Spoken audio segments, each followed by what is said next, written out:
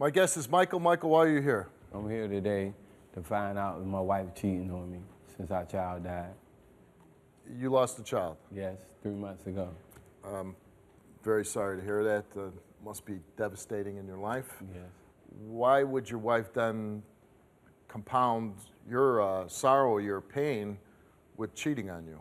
Because when I first met her, before even this ever happened, before we ever got married, my wife, she was when I met her, she was an ex-prostitute. So when you met your wife, she wasn't a prostitute when you met her, though? She was coming off of being a prostitute. Oh, she was coming off of it. And she told you, I used to be a prostitute. Yeah, I knew it because by living in the same area as me, riding my bike or coming home from work whatsoever, we would speak and everything, but it wasn't and like... you saw her working on the streets, or? Yeah, like once around the corner sometimes. Either way. All right, so, but you see her on the street and you know she's a working woman, and you strike up a conversation with her. You never were a client, were you? No, Okay. No. So, You funny. It's how he sets it off. Sets it off. Hey, he sets it off like that, don't he, man? That's how Steve is. She said, I like you, I want to be with you. I'm going to stop prostituting. Yeah, she want a man to love her for her and not take her past and throw it in her face with an insecurity. Because she been done wrong by a lot of guys that used her.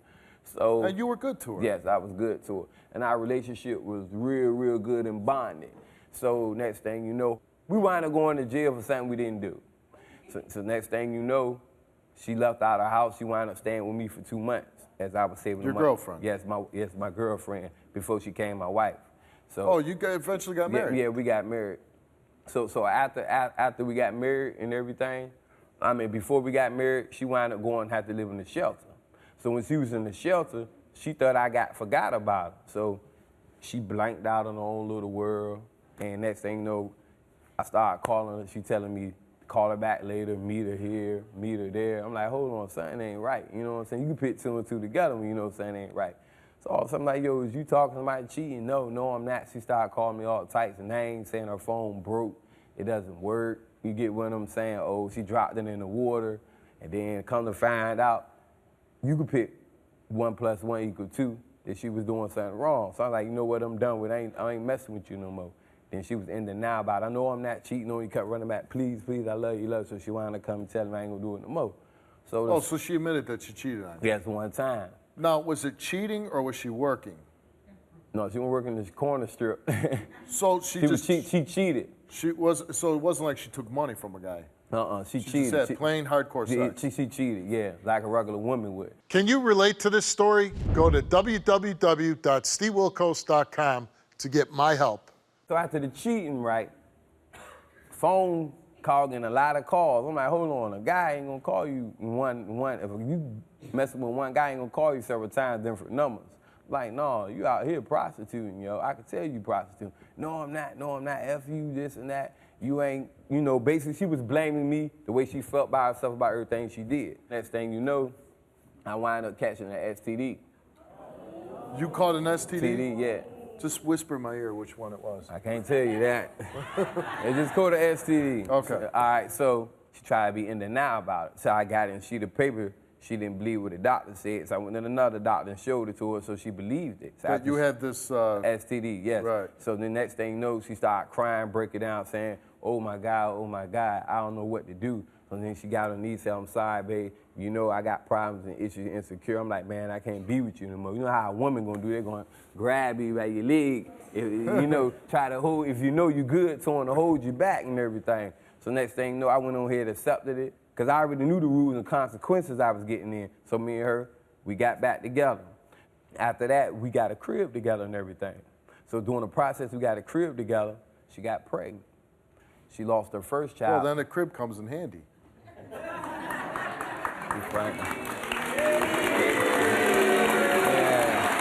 So we got a crib, so we got a house together.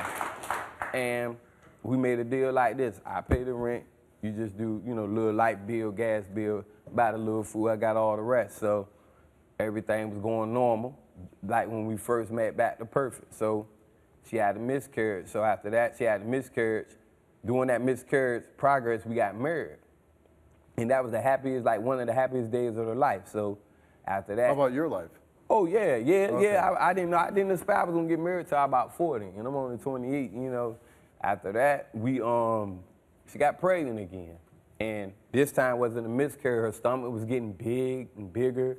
You know, we woke up one morning and the kid, she had mega back pains. Her water broke. Her water didn't break or nothing like that because she went to EVMS, the medical center down there, and they said that you ain't in labor, you good. That was 6 in the morning. So later on that day, when she came off of work that day, I was at the house. She said her back hurt, and I called the ambulance. When I called the ambulance came, took her to DePaul Hospital, and she birthed the kid. And so the kid died. And I went outside and thought for me, like, oh my God, you know what I'm saying? It was like, by me being a man about it, she thought I didn't, because I cried, but I didn't break down like how a female break down. I gotta be strong about the situation because I'm the guy here. You get what I'm saying? And after that, she came home. I was there for a nurse and comforted her. And she told me she feel completely, any woman gonna say this, they feel like they've been robbed or raped because a kid been taken from her. You're not cheating on her? No, and I admitted that I'm not. The one time you did? The one time I did when... and you both took lie detector tests before the show, and you want to find out for sure if she's back on the streets prostituting. Yes. And or she's telling you she has or cheating. Yes, she telling me she hadn't cheated. Or cheating. Yes. All right, your wife is here. Yes. Let's bring Tiffany out. I can't believe that you think I'm cheating on you. Oh, man, I know you cheating on me, man. You sit up here and say just because I don't answer my phone at work, I'm cheating on you. You got to be. You is cheating on me. That's what you're doing in the past. I am being honest. I work 10 hours out the day. How you work 10 How in the hours out world the day? are you saying I'm cheating on you when I make the time to answer my phone? How are you saying I'm cheating on you when I call a cab company to prove when I come home? How are you telling me I'm cheating when I called my cell phone company to get my call log sheet? How are you telling me I'm cheating just because I want to try different things? This is what you do. Try different things. Try different things, meaning general. That's not right. You put our personal business out on TV, and it's not right. I'm a changed woman. You gonna sit up here and tell me that? This is what you do. You will use other people's just because I lost my baby and I feel the way I feel. Hold on. You will use. That don't mean I went back the way I was doing. You will use other people's phones at your job to call for 1 minute. And call them back. I don't. No, I don't. I done brought everybody in my job, in my business. Because they lied for you. No, they don't have no reason to lie for me. They didn't lie for you. They don't have no reason to lie for me. Man, I know when I'm right, man. If I'm wrong, I can I'm not going to go through all this. I'm the one that called the show. I want this help. You know how many people call the show and be still wrong, man? It doesn't matter, and I'm dead serious. You know how many people call the show still be wrong, man? I'm dead serious. I'm not going to sit up here and... Tiffany, he told, you know, Michael tells, you know, the story of your past, your profession before, and he's riding his bike, he sees you, he strikes up a friendship with you, and correct me if I'm wrong, but you say, boy, I like this guy enough, I'm gonna turn over a new leaf, or I'm gonna change my life around, or stop doing what I'm doing, and I want to be with Michael. Yeah. And what was it about Michael that attracted you? Basically, he was obviously a nice guy, and I thought that he wouldn't use my past against me, but I see now he's doing that. And that hurts you? Yeah, that hurts me a lot. And you say that since you've been with Michael that you haven't gone back to that profession. No. And I want to say, I'm very sorry for your loss of your child. Yeah, I mean, he's saying just because I lost my daughter, I cheated on him. I did not cheat on him. You're working 10 hours a day as a waitress. You love Michael. Yeah. And you want this to work out. Yeah. And you're here today because you took a lie detector test. Yeah. And you want to prove to him that you're not. Called the show. So here's the deal. If she passes this lie detector test, you gotta, you know, not make me a promise, but to your wife, that you're never going to throw up her past in her face again. I won't, baby. I promise I won't, baby. I'm hoping that, you know, you're both not cheating. So let's get to the results. Michael, you took a lie detector test before the show and you were asked, are you currently cheating on Tiffany? No. Okay. Have you ever cheated on Tiffany with any other woman since you've been in a relationship with her? I told her. Besides the one time that you've told her, any other women? No. No. And the results for your lie detector test is you told the truth. Y'all don't throw your hands up. Y'all don't throw your hands up at me. I tell the truth, homeboy. I tell the truth. I tell the put your hands down. All that. Hey. This is the big one now. Yeah. This is what the show's about. This is the big one. What are you thinking? All right, well, I'm thinking like this. Go ahead and say it out. If she didn't, man, I gotta do a lot of, I don't kiss, but I gotta make up to my wife 100%, man.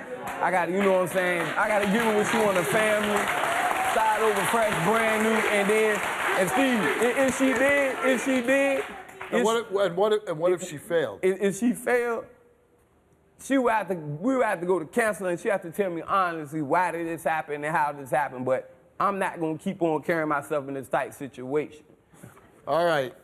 Please, Lord. This is it, man. Tiffany, you were asked in your lie detector test, since married to Michael, have you cheated on Michael with any other man? You answered no. Have you prostituted since you've been married to Michael? She answered no. And the results of Tiffany's lie detector test is that she told the truth.